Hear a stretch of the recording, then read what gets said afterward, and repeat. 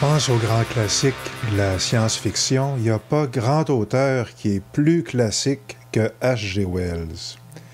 Ça a pris plusieurs années avant que j'en lise. Ça fait pas très longtemps, en fait, que j'ai finalement commencé à lire ses bouquins. Puis, à date, c'est excellent.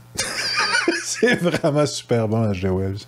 Puis, la vidéo d'aujourd'hui, c'est La machine à explorer le temps de H.G. Wells. C'est un de ses plus connus. C'est un livre que j'ai lu dans le cadre du club de lecture de science-fiction Reddit, science-fiction Québec sur Reddit, animé, organisé par mon ami Guillaume de la chaîne On Jase SFF. Et ben c'est ça, le livre de ce mois-ci, c'était La machine à explorer le temps, dans sa version française, qui est celle que j'ai lue. Extrêmement connu, adapté au cinéma plus qu'une fois. Un concept qui est rentré dans la culture populaire. Puis c'est ça, ben, je l'ai finalement lu cette semaine et j'ai trouvé ça vraiment excellent. Puis c'est ça, je veux dire aujourd'hui pourquoi, qu'est-ce que j'ai aimé. Ben, qu'est-ce que c'est, La machine à explorer le temps? C'est un roman de 1895 et ça raconte l'histoire d'un gars qui, genre de la classe... dans la classe, il y a une classe sociale au-dessus de ouvriers. Là. Okay? Il se tient dans les clubs avec ses copains. C'est un peu ça l'idée. Puis je mentionne les classes sociales parce que c'est super important, en fait, dans ces livres-là, puis dans tous les films de science-fiction avant la Deuxième Guerre mondiale. On y reviendra, si c'est pas aujourd'hui, un jour ou l'autre. Donc, notre gars, jeune garçon, début vingtaine, quelque chose comme ça, fait venir tous ses amis. Puis, il y a un journaliste même là-dedans. Pas juste ses amis, c'est ça, mais des professeurs, toutes sortes de monde. Puis, il leur apprend qu'il a inventé une machine à voyager dans le temps. Fait qu'évidemment, puis il fait une démonstration de sa maquette là, qui est tout petite, puis bon, etc. Puis, il leur apprend qu'il prévoit partir en expédition temporelle dans les... c'est ça, très bientôt. Puis, évidemment, ses amis le croient pas tellement, mais le fait est que le lendemain, je pense que c'est ça, il refait revenir tout le monde, puis je pense que c'est cette fois-là, en fait, qu'il y a des journalistes. Et puis, il part, il dit attendez-moi un instant, puis il part, puis quand il revient, il a manifestement voyagé dans le temps, en fait. C'est ça, il est allé très loin dans le futur, puis c'est évident qu'il lui est arrivé des mésaventures assez solides. Et ces mésaventures-là, ben, c'est ça qu'il va nous raconter. Le cœur du bouquin, c'est son récit de ce qu'il a vécu. Puis en gros, ben c'est ça, je vais y revenir dans un instant sur ce qu'il a vécu parce que c'est une des affaires qui sont bonnes dans le livre. Fait que, mais qu'est-ce que c'est? Pourquoi est-ce que c'est bon? C'est le troisième H.G. Wells que je lis, puis c'est vraiment un bon auteur. Puis je pense qu'il faut commencer par dire ça, c'est un vrai écrivain de talent, puis il y a une profonde sensibilité. Puis, il est connu pour ça. Il est réputé pour sa conscience sociale, en quelque part, puis qui est très articulé autour des questions de style un peu socialiste. Là. Okay. C'est La guerre des mondes, que je n'ai pas encore lu, mais qui est sur ma liste à très court terme. La guerre des mondes, c'est apparemment une analogie du colonialisme anglo-saxon, britannique, là. Okay? C'est où les Martiens font aux Britanniques ce qu'eux font à leur propre colonie. Fait que venant d'un Britannique, c'est quand même assez intéressant. Puis, c'est ça, bon, L'homme invisible, honnêtement, j'ai un peu moins aimé ça, mais je sais pas à quel point, c'est ça, ce sera un autre sujet, mais certainement ici, dans La machine à explorer le temps, à beaucoup de points de vue, le cœur du livre, c'est un enjeu de classe sociale, mais de la raison, c'est une exploration des raisons profondes pour lesquelles les problèmes de classe sociale sont profondément déshumanisants. À tel point que, en vérité, c'est ça, quand lui voyage dans l'avenir, il voyage dans l'an 800 000 quelque chose, il va vraiment très loin dans le futur, ben il n'y a plus d'êtres humains. Puis ce qu'il trouve, c'est les descendants de la race humaine, qui sont complètement une autre espèce, puis il se rend compte en fait qu'il y a eu deux espèces. La première qu'il rencontre, c'est les Élois, qui sont tout petits, c'est ça, ils sont vraiment minuscules et extrêmement, sont maigres, faibles, petits, rieurs, à peu près toujours de bonne humeur, mais incapables de formuler une phrase qui fait plus que 2 mots. Okay? L'auteur apprend la langue des Élois en à peu près 2 jours. Il n'y a aucune subtilité dans cette langue-là, c'est ça. Les phrases les plus longues font 2 mots, puis c'est du style vouloir fruit. Okay? C'est à peu près ça, leur niveau de langage. Puis, c'est ça, mais au début, monsieur l'explorateur temporel, il voit ces êtres-là qui sont vêtus de robes somptueuses, qui gambadent dans une sorte de jardin. Puis, il comprend pas, il se pose des questions en se disant peut-être qu'ils ont une économie très sophistiquée, ils ont transcendé le besoin pour le travail, ou peu importe. Le besoin de travailler, bon. Mais ce qu'il se rend compte, en fait, c'est que c'est ça, ces êtres-là, dénués de toute forme de pensée ou d'expression artistique ou quoi que ce soit, c'est une des 2 races sur Terre. L'autre race, c'est des mutants dégénérés qui sont les restants des ouvriers de dans le temps. Eux, c'est les restants les Élois, c'est les restants des classes privilégiées, des classes aristocratiques et des patrons, essentiellement. Puis les Morlocks, c'est les ouvriers. Puis les ouvriers, c'est des genres de brutes. Ils sont aussi très petits, puis bon. Mais eux, ils vivent sous terre depuis, c'est ça, des dizaines de milliers d'années, si c'est pas plus. Et c'est eux qui nourrissent les Élois en leur donnant des fruits. C'est eux qui leur fabriquent ces somptueuses robes et c'est eux qui les mangent. Ils mangent les Élois, ils les nourrissent pour les manger. Bon. Puis c'est ça, donc il découvre ça, il finit par comprendre que c'est ce qui se passe après avoir élaboré ces différentes théories. Puis, c'est ça, en cours de route, les Morlocks ont volé sa machine à voyager dans le temps. Donc, il se trouve à être pris à la retrouver, essentiellement. Donc, en gros, l'intrigue, ça va être, au début, il cherche à comprendre qu'est-ce qui se passe, puis il se fait voler sa machine, il essaie de le retrouver, il finit par comprendre que c'est qu'il existe des Morlocks, 2, ceux qu'ils sont, et 3, que ce sont eux qui ont sa machine. Et finalement, il retrouve sa machine, puis il commence d'abord par continuer d'explorer le futur. Il va pratiquement à la toute fin des temps, à l'extinction du soleil, un peu de choses près. Puis il revient à notre époque, à son époque à lui, raconter donc son aventure à ses copains. Puis en gros, c'est ça. Il y a une fin, bon, il repart, c'est connu, là, je veux dire, c'est pas... il repart, puis c'est pas certain qu'est-ce qui lui est arrivé, en fait, là. Moi, je le savais avant de lire la fin, c'est pour ça que je me gêne pas trop pour le dire, parce que c'est pas dérangeant de le savoir, puis...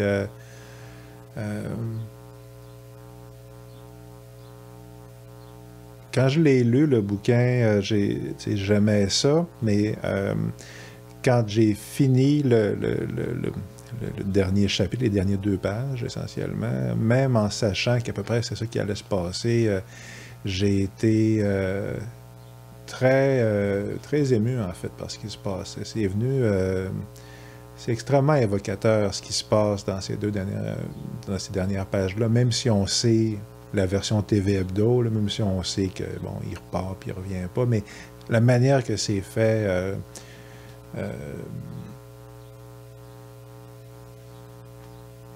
c'est ça. C'est pas grave si vous le savez. C'est vraiment très bon.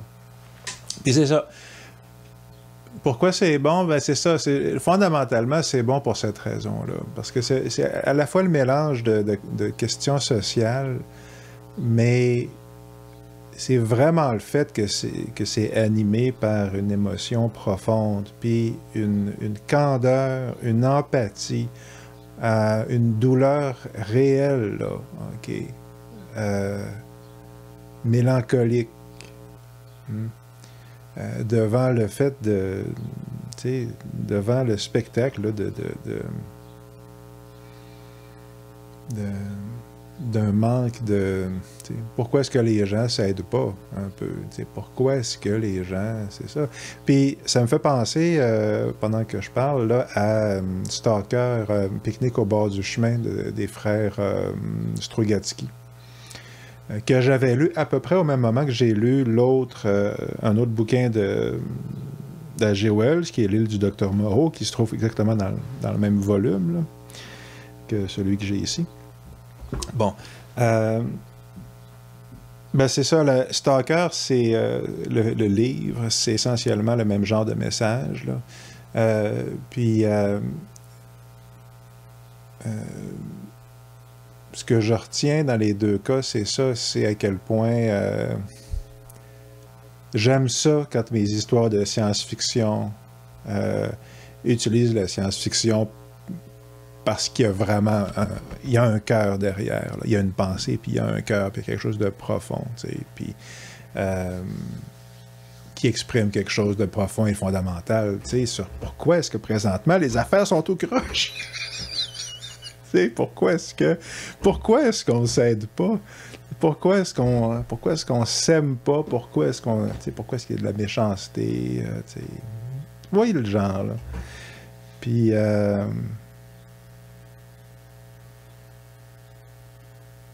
c'est une profonde qualité, la candeur.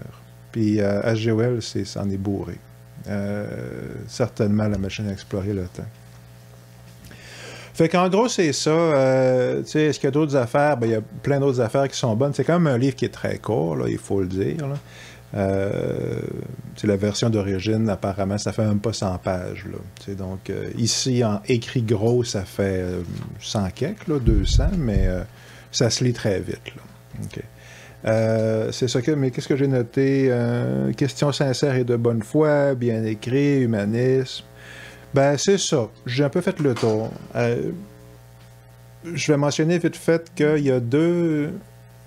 Dans les films adjacents, si on veut, à la machine à explorer le temps, il y a The Time Machine de 1960 avec Rod Taylor, réalisé et produit par George Pal, que j'ai vu très souvent quand j'étais petit. Ça fait longtemps que je ne l'ai pas vu, mais j'aime vraiment beaucoup The Time Machine de 1960. Puis, jusqu'à un certain point, c'est un de mes films préférés, certainement de science-fiction de cette époque-là. C'est très bon, puis c'est très proche. À beaucoup de points de vue, sur l'essentiel, à la fois dans ce qui est raconté, puis sur du ton, là, c'est très proche. Puis il y a une chose que j'ai oublié de mentionner, mais qui est bien importante, c'est que dans le film, il rencontre une fille. C'est pas vraiment une fille, OK? C'est une Éloi, donc pas vraiment humaine, puis... mais il lui sauve la vie. Puis tout ça, c'est dans le film, c'est ça qui m'y fait penser. C'est dans le film de George Pal. Puis dans le film, j'avais trouvé que c'était correct, mais un peu... Ça ne m'avait pas touché significativement, là. Mais dans le livre, toute son histoire avec Weena, là, ça te brise le cœur. C'est hallucinant, cette pouce-là, cette séquence-là.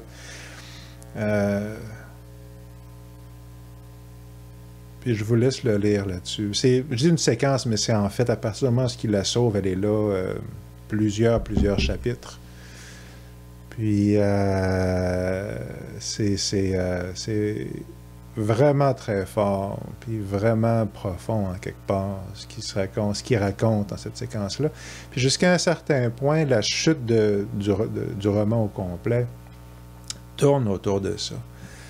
Puis ultimement, c'est pour ça que ça vaut vraiment la peine de le lire, là. C'est ça, le cœur véritable du roman, c'est ce que H.G. Wells exprime avec le personnage de Weena, puis l'interaction avec entre le narrateur puis cette jeune Éloi. Très, très bon. Vraiment très, très bon, en fait. Puis c'est ça, je parlais de candeur il y a un instant, puis je vais finir là-dessus. Pour aujourd'hui,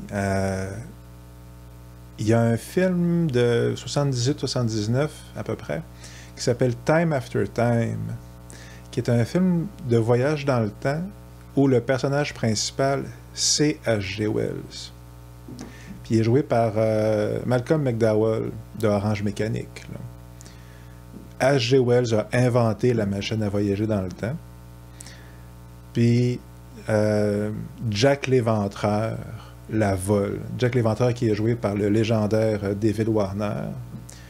Fait qu'en partant, tu le sais que ça va être bon. Puis c'est ça, David Warner, Jack l'Éventreur vole la machine à voyager dans le temps, puis va à notre époque, donc la fin des années 70. Mais il y a un système, une raison là, qui fait que la machine revient à l'époque de H.G. Wells sans Jack l'Éventreur qui reste dans le futur. Puis H.G. Wells part à la poursuite de Jack l'Éventreur. Puis c'est hallucinant. OK, c'est Chris bon. Puis ça fait longtemps que je l'ai vu, là, OK? Mais je pense qu'il y a Mary Steenburgen, j'oublie son nom, là, mais il y a l'actrice qui joue, il rencontre une femme, H.G. Wells, l'actrice est connue aussi, c'est une bonne actrice.